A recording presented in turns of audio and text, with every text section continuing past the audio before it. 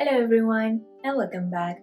I'm Alicia and in today's video, I will be walking you along my April bullet journal setup. But before that, there is some exciting news for you.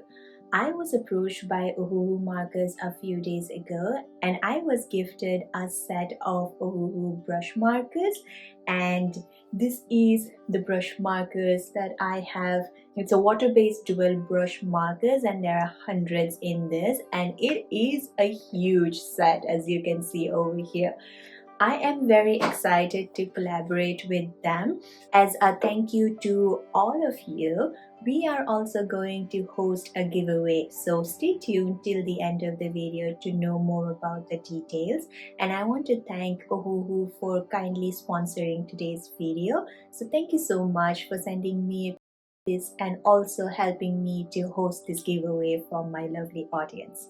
To do a quick recap, I am using the Traveler's Notebook from Notebook Therapy. It is from their Maples collection, but I have made these beautiful macrame book sleeve that I've actually posted also on my Instagram and making of the whole sleeve.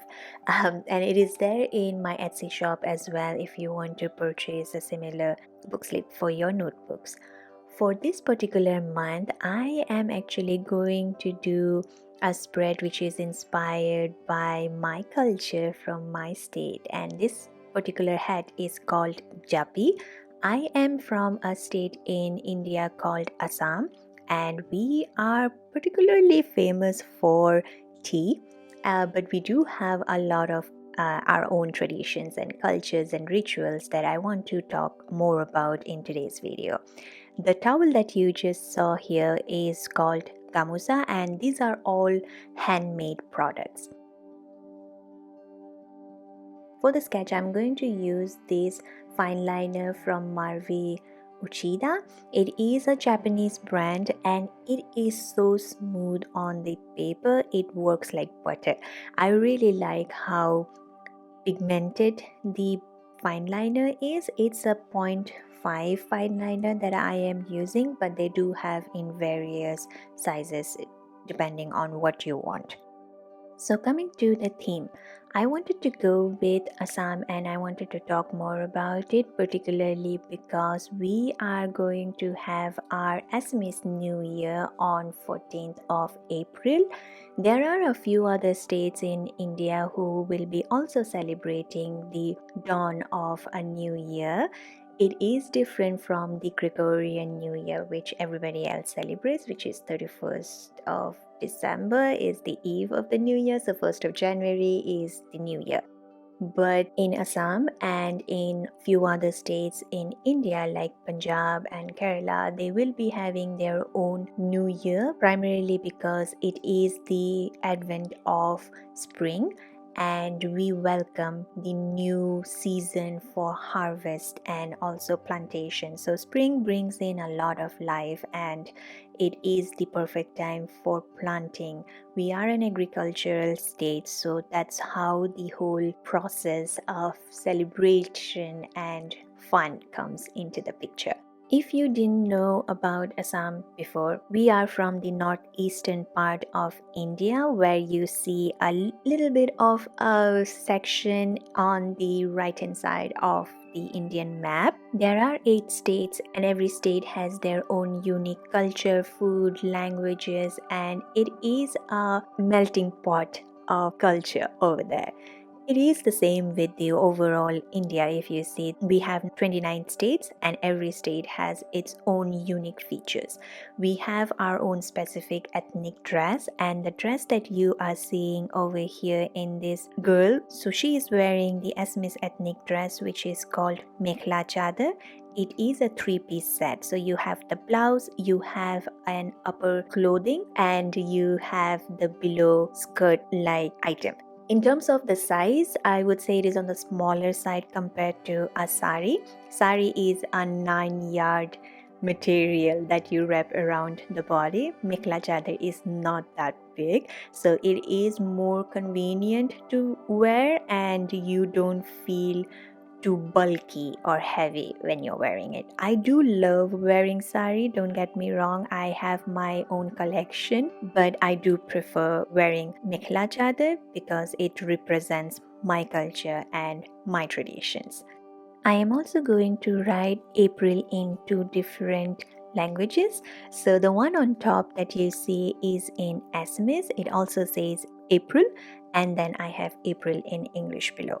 I write and read Assamese too, but in my day-to-day life I use English more, and I have studied in an English medium, so it is just more convenient for me to communicate in English. Though I do have my set of Assamese friends, and when I talk to my family, it is mostly in my own language. When I was gifted these Ohuhu brush pen markers, I was very excited. The color range is huge, as you can see that I already did the swatching, and I've actually made a reel about it that I will post soon. And for this particular theme, I'm going to go with this color palette. If you like any of the products from Ohuhu, you can actually use my code CoffeeJournalNabs and get 10% discount in your total amount. I will share their links as well, where you can check out the varied range of marker pens that they have. They also have certain watercolor paints and papers specially made for alcohol based markers, which I feel is very good, because the normal papers will not work when you are going to use alcohol based markers. And alcohol based markers usually are very expensive, but Ohuhu has made it so affordable that anyone can purchase them and show their creativity in their art. Coming to the festival, Bihu is the essence of Assam and is celebrated across the state with tremendous zeal and enthusiasm. There are three Bihu festivals, namely Bohag Bihu, celebrated in the month of April, Magh Bihu, celebrated in the month of January, and Kati Bihu, celebrated in the month of October. Each of the Bihu festivals has its own significance and is celebrated with its own traditions. The Bohag Bihu, also called the Rongali Bihu, is a festival of merriment and heralds the Assamese New Year and the onset of spring. The first day of Bohag Bihu is called Guru Bihu. Bulls and cows are baited with turmeric, fed with curds and brinjals, and provided with new attaching ropes. This is primarily done because cattle are core to agriculture, and there are a lot of paddy fields in Assam where we do still use cattle for the irrigation process. Rongali Bihu is also a 7 days festival, so there are different celebrations that happens in each day, and there are 7 different names that has been given for all these different days of celebration. So the second day of Rongali Bihu festival is called the Manu Bihu. Manu means people, and people usually dress up in new clothes and do special dishes they prepare at home and feast. Pitas are the sweet dish or desserts that are served, and these are the prerequisite for this festival. Anyone who comes to your home or you visit them, pitas are the first thing that will be served to you, along with tea, because tea is also ingrained in us. People visit their friends and relatives with food items and gifts, and the close relatives and friends will also be gifting you hand-woven gamusa. Pattern may be a little bit different, but it is always in red and white, which is woven by hand. Bihu is celebrated by all Assamese people, irrespective of religion, caste, or creed. It is also celebrated overseas by the Assamese diaspora community living abroad. So in Ireland, we also have a small Assamese community that we organize some gatherings during the festival. So there is one that is going to be organized in the month of April. So we are very excited to have a small get together, eat some really lovely food, and have the pitas that we are so very much in love with. Rongali Bihu is the most important of the three Bihus celebrating spring festival. The Bhogali Bihu or the Magh Bihu is a harvest festival with community feast. The Kongali Bihu or the Kati Bihu is the somber, thrifty one, reflecting a season of short supplies and is an animistic festival. Mekhela chador is a traditional Assamese sarong traditionally worn by Assamese women. As I mentioned below, it is a three-piece clothing item. The bottom portion, draped from the waist downward, is called the mekhela, and it is a white cylindrical piece cloth that is folded into one or two pleats to fit around the waist and tucked in. The pleats are folded to the right and are typically fewer in number as opposed to the pleats of sari, which are generally folded to the left and have multiple pleats. Strings are never used to tie the mekhela around the waist, though an underskirt with a string is often used. The top portion of the three-piece dress, called the chador, is a long piece of cloth that has one end tucked into the upper portion of the mekhela around the belly button, and the rest is draped around the chest and back. The other end of the chador is tucked in the belly after making a few pleats. A fitted blouse is often worn with mekhela chador. Traditionally, in the past, another garment called riha was worn as a chador or as an inner piece below the chador. A riha is still worn as part of the Assamese bridal trouser and sometimes seen people wearing in indigenous traditional events like Bihu and other Assamese festivals. Ornamental designs on the mekhela chador are traditionally woven, never printed. Sometimes a woven pattern called the pari is stitched along the sides of a chador or along the bottom of a mekhela. The patterns include motifs of animals, birds, human forms, flowers, diamonds, and celestial phenomena. These indigenous patterns are woven by tribal and non-tribal weavers. The motifs are known as ful. The bright-hued diamond motifs representing the fine workmanship is a typical and traditional feature of the textiles of Assam. Delicate designs of flowers and creepers are seen in pat and muga silk. However, bold motifs of geometric shapes are typically found in eri and cotton. Traditional mekhela chadors are made from cotton, muga, pat silk or eri silk. However, some modern low-budget sets are also made with varying blends of cotton and muga or pat silk with synthetic materials. These are, however, the cheaper ones. If you are going to buy mekhela chador which are purely made of muga, pat or silk, they can get very expensive, starting from in the range of $5,000 to $10,000. Here is my inspiration picture for this particular theme. It is set in a tea garden with the dancers and the singers all adorned in their traditional dresses.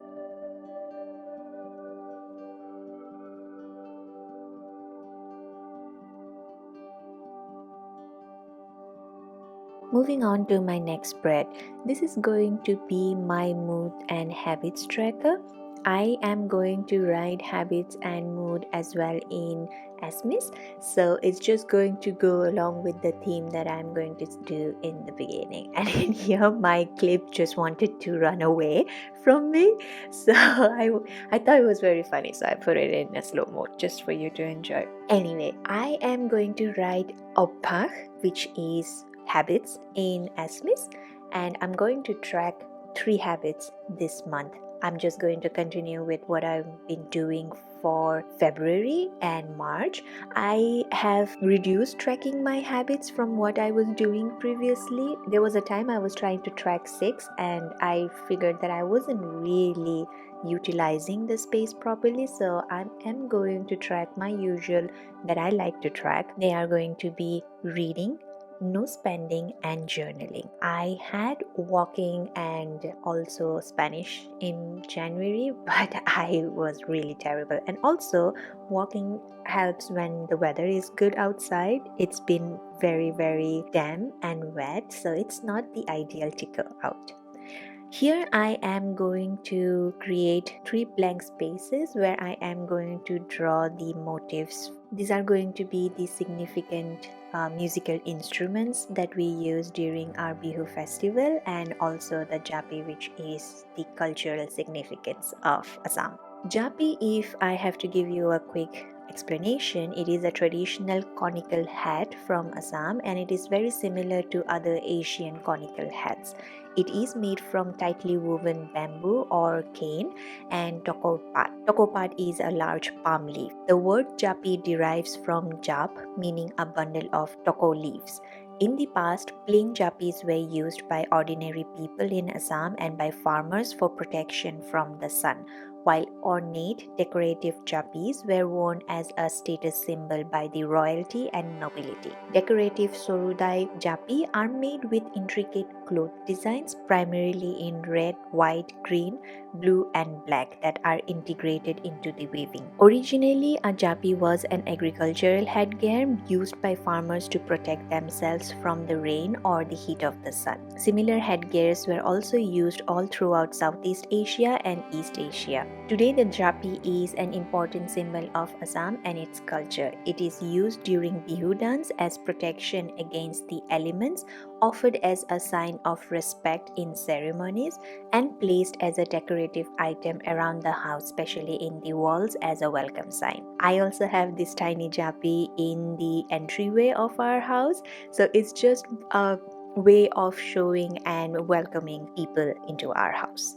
The second element you see below is the pepa. Pepa is a hornpipe musical instrument that is used during Bihu festivals in Assam. Pepa is a hornpipe which has been used during Bihu celebrations since ancient times. Instruments similar to pepa are also found among other Boro Kachari groups. These are the tribal groups that we have in Northeast India. The Tibetans and ancient Chinese also used similar instruments named roadun and sneng for religious rituals. Later, it was used as a musical instrument for festive occasions like Bihu.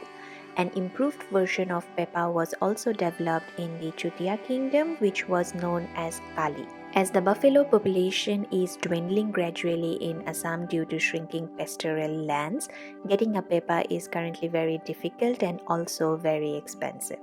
The final element is called dhol, which refers to any of a number of similar types of double-headed drum widely used with regional variations throughout the Indian subcontinent. Its range of distribution in Indian subcontinent primarily includes the northern states of India. In Assam, the dhol is widely used in Rongali Bihu, the Assamese New Year celebration that is going to be in the month of April. The dhol is an important and quintessential instrument used in Bihu dance. The origin of the dhol in Assam dates back to at least the 14th century when it was referred in Assamese Burunjis as being played by the indigenous people. Burunjis means history. This shows that the origin of dhol in Assam was much older than the rest of India, and the name was probably due to Sanskritization. The people of the valley reckon that the beats of the dhol are enchanting for people even at a long distance. Played by using a bamboo stick with bare hands, the Assamese dhol is made up of a wooden barrel with the ends covered primarily with animal hide that can either be stretched or loosened by tightening the interwoven straps. Coming to my mood page, I have written Majaz in top in Assamese, which basically means mood, and I am going to use tea leaves and teapots and teacups to represent different moods, which will be colored in various shades of green. India is one of the largest tea producers in the world, although over 70% of its tea is consumed within India itself. A renowned number of teas that you would have heard would be Assam tea and Darjeeling tea that obviously grows exclusively in India. The Indian tea industry has grown to own many global tea brands and has evolved into one of the most technologically equipped tea industries in the world. Tea production, certification, exportation, and all facets of the tea trade in India are controlled by the Tea Board of India. Assam tea is a black tea named after Assam, India, the region of its production. It is manufactured specifically from the plant Camellia sinensis var. Assamica. The Assam tea plant is indigenous to Assam. Initial efforts to plant the Chinese varieties in Assam soil did not succeed. Assam tea is now mostly grown at or near sea level and is known for its body, briskness, multi-flavor, and strong bright color. Assam teas or blends containing Assam tea are often sold as breakfast teas. For instance, Irish breakfast tea, a maltier and stronger breakfast tea, consists of small size of Assam tea leaves. Bailey's tea, which is very famous in Ireland, has a lot of Assam tea involved in it, and also the picture that they mention in Bailey's tea packaging is an Assam tea garden. Moving on to the final spread of this video, it is going to be my content planner, and as I have mentioned before, it is one of the important ones that I follow very thoroughly. I like to be on time with my videos. Unfortunately, this particular video is not coming out on schedule. It was supposed to come out on Saturday, but because of the workshop that I had in person and also I had to come up with the theme, it took some time in terms of doing the editing. But here it is, it's better late than never, and I am still on track if I have to look in terms of posting the videos to go live so people can do a reference for their own bullet journaling. So here I am going to use the color scheme of red and green deriving from the Japi. But after finishing the whole spread, I realized that it has a very Christmassy vibe because of the red and green. I have not done a theme related to Christmas directly, though my last December spread was a very winter inspired theme. Each of the boxes in this calendar is going to be 4 spaces wide and 6 spaces in height.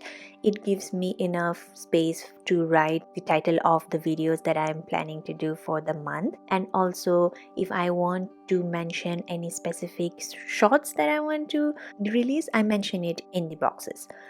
I usually use this one for my YouTube platform and not for Instagram or TikTok. Those are very sporadic and I do not really post much over there, to be very honest. But in order for you to be eligible for the giveaway, you need to be subscribed to the channel and also follow me on Instagram. So the more details will be mentioned in the end of the video.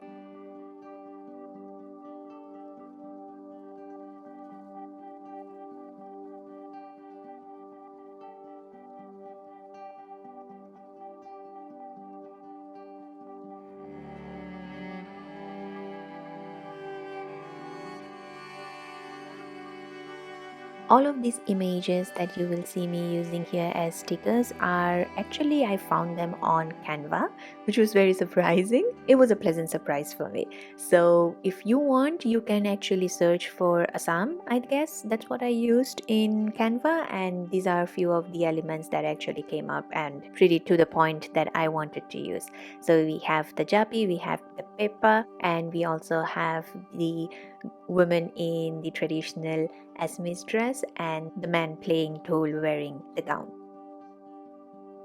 I like to make videos where I can also bring in some educational component to the video apart from the usual bullet journaling. In February, I did an extensive video about Chinese New Year and the significance of dragons. In March, it was all about the Celts and their zodiac signs.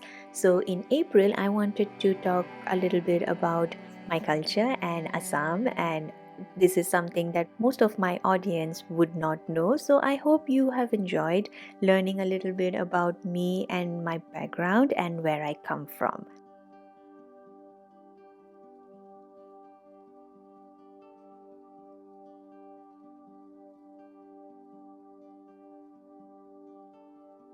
Here is a quick flip through of what we have gone through the entire video. I hope you have enjoyed it and let me know your thoughts in below. I will be also talking in details about the giveaway, which will be coming soon in a few seconds. Thank you so much for joining me today. For the giveaway, Ohuhu will be sending you the calligraphy set, which looks like this, to one lucky winner. So in order to be eligible to participate and win this gift, you need to follow the following guidelines. first you need to be subscribed to both mine and Ohuhu Marker's channel. You also need to follow us on Instagram. All the links will be mentioned in the description below. And thirdly, what is that one thing that you are very proud about yourself? It can be something that you never thought you would be able to achieve, or a stand that you took that was really drastic and really changed your life. So I want to know, what is that one thing that you did in your life that you're very proud of, and I will select a winner from the comment section. So please do comment. Also turn your notifications on, because I will be announcing the winner in the community sections of YouTube. So you will be notified if in case you are the winner. So turn on your notifications, subscribe to our channels, and I will announce the winner on 26th of March. So stay tuned, and I will see you in the next one. Bye!